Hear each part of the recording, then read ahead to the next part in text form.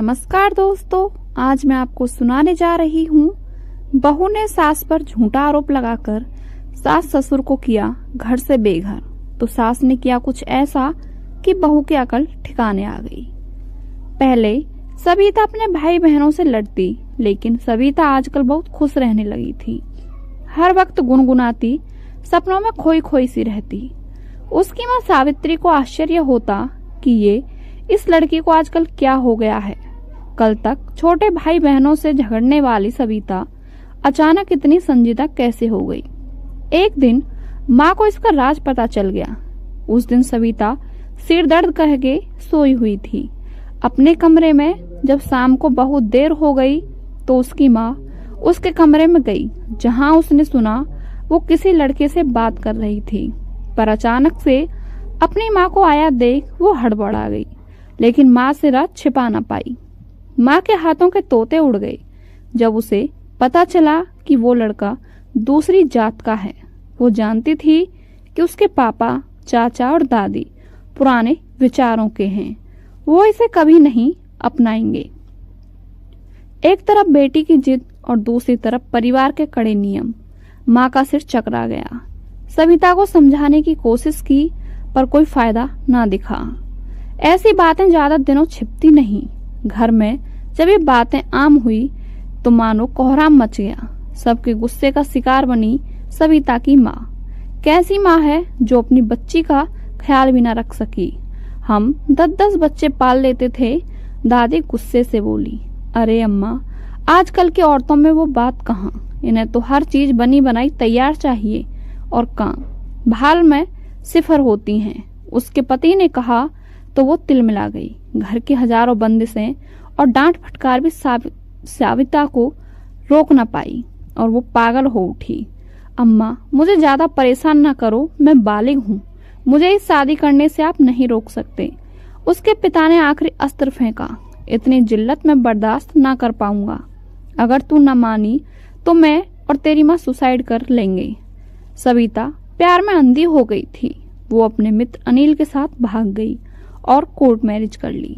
अनिल शहर के बड़े व्यवसायी की इकलौती औलाद था। उसके घर में भी बहुत विरोध हुआ इस शादी का, लेकिन इकलौते बेटे को खोने के डर से उनके मुंह पर ताले जड़ दिए। एक तरह से जबरदस्ती ही उन्होंने सविता को स्वीकार लिया।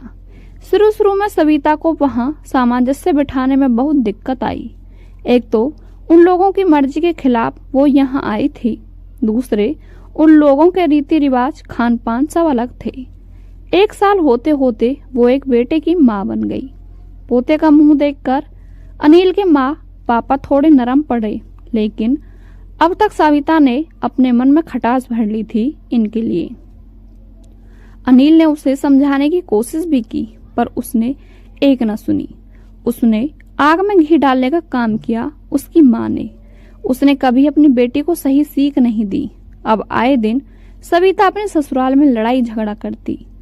एक दिन उसकी सास बच्चे को खिला रही थी, वो कुर्सी से गिर गया। सविता ने सारा सिर घर पर उठा लिया। अनिल को रो रो कर बताया, आपकी माँ ने हमारे गोलू को गिरा दिया, देखो कितनी चोट आई है। बेचारी माँ इस आरोप से बिलबिला गई। बड़ी उम्मीद से बेटे को देखा कि वो उनके पक्ष में कुछ कहेगा, लेकिन वो तो हमेशा की तरह आज भी अपनी पत्नी की हाँ में हाँ मिलाने लगा। पहली बार आज संजो देवी की आंखों में आंसू आ गए। उस समय चुप रही, लेकिन रात में अपने पति से कहा, अब हम यहाँ नहीं रहेंगे, हम लोग अपने गांव वाले मकान में चलते हैं। वो रोते हुए बोली, कैसी बात करती हो, ये हमारा मकान है, तुमने कितने चाव से बनाया था। हमारा इकलौता बेटा है अनिल, उसे छोड़कर कहाँ जाएंगे। बहू ना दान है, समझ जाएगी सब। नहीं, मुझे यहाँ नहीं रहना। उसे परिवार की, बड़े बूढ़ों की कोई परवाह नहीं है। मैं यहाँ नहीं रह सकती, फिर हमारा बेटा वो क्या कहेगा। वो बोलो, यही तो अफसोस है कि वो जोरू का गुलाम है। सिर पकड़ के रोएगा एक दिन इसी के साथ। और फिर वो दोनों अपना घर छोड़कर चले गए। अनिल और सविता ने जिस तरह से उन्हें मना किया, उससे साफ पता लग रहा था कि वो भी यही चाहते थे जैसे। सविता तो फिर भी पराई थी, पर अनिल के व्यवहार ने उनका दिल तोड़ दिया। उन्हें लगा कि उनकी परवरिश में जरूर कोई कमी रह गई थी। जो ऐसा बेटा बना। सविता अब बहुत खुश थी। उसे जरा एहसास नहीं था कि उसे अपने बूढ़े सास ससुर को उनके इकलौते बेटे से अलग नहीं करना चाहिए था। ये एक पाप था जो उसने जाने अनजाने अपने सिर ओढ़ लिया। उसके सास ससुर बहुत उदार दिल के थे, जो अपने बेटे की खुशी के लिए चुपचाप उसकी जिंदगी से निकल गए। जिस दिन से वो लोग गए, अनिल कुछ बीमार रहने लगा था। शुरू में सविता ने इस बात को गंभीरता से ना लिया। वो अब बहुत आजादी महसूस करती। बहुत घूमी वो अनिल और अपने बच्चों के साथ सारे आसपास के पहाड़ी जगहों पर। लेकिन बाहर की चीज खा खाकर अनिल की बीमारी और बढ़ती गई। उसके लीवर में भी कुछ समस्या आ गई। कहने को सविता अब आजाद थी, कोई बंधन नहीं।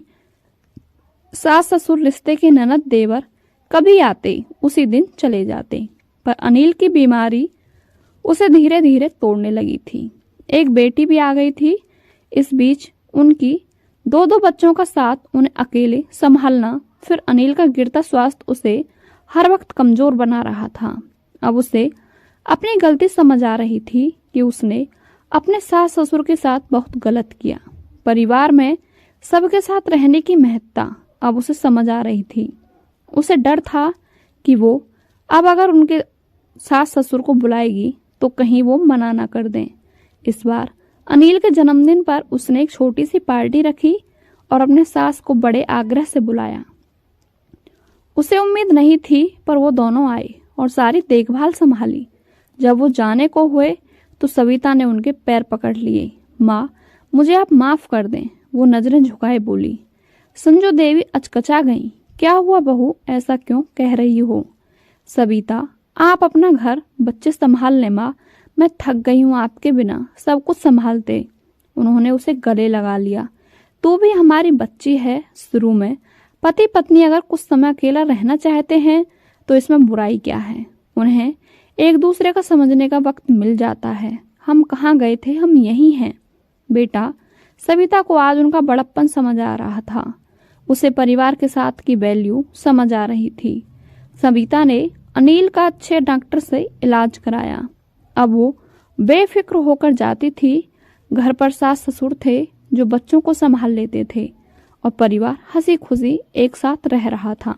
आपको हमारी वीडियो कैसी लगी हमें कमेंट करके अवश्य बताएं, और यदि आप हमारे चैनल पर नए हैं तो चैनल को सब्सक्राइब करके बेल आइकन अवश्य प्रेस कर लें। आपका बहुत बहुत धन्यवाद।